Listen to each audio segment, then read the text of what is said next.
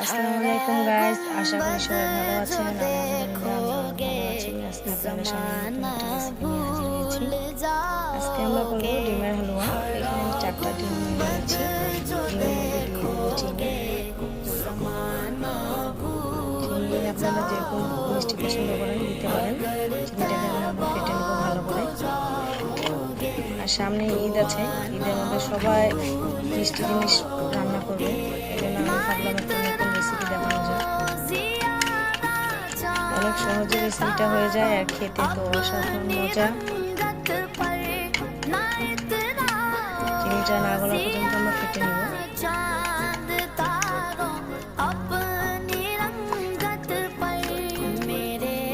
আমাদের ডিম ফোটা হয়ে গেছে, ডিমটা ভালো করে ফেটে নিয়েছি। একদম চিনি নেই, চিনিটা একদম মিক্সড হয়ে গিয়েছে। এখন আমি একটা পাত্র নিয়ে নেব। পাত্রের মধ্যে আমি একটা পাত্র নিয়ে নিয়েছি। পাত্রের মধ্যে দিয়ে দিব একটু ঘি।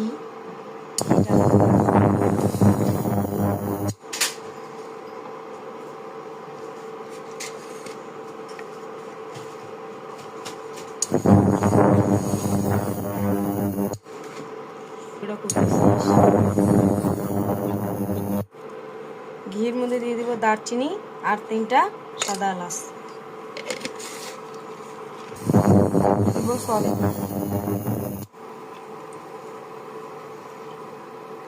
এখন আমরা দিয়ে দিব পাত্রের মধ্যে ডিমগুলো।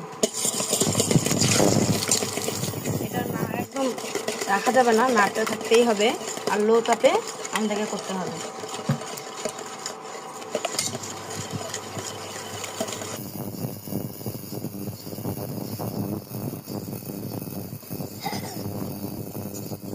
ডিমটা নাড়তে থাকতে হবে। দেখুন হয়ে আসতেছে।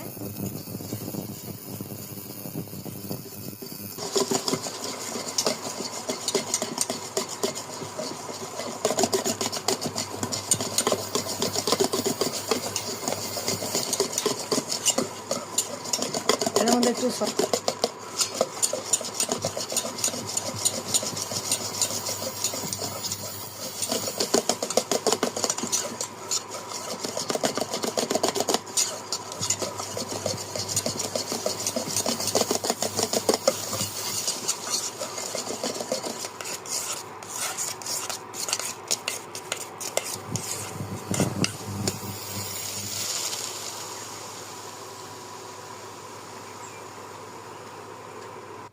কত সহজে দেখুন ডিমের হালুয়া তৈরি হয়ে গেছে আমাদের।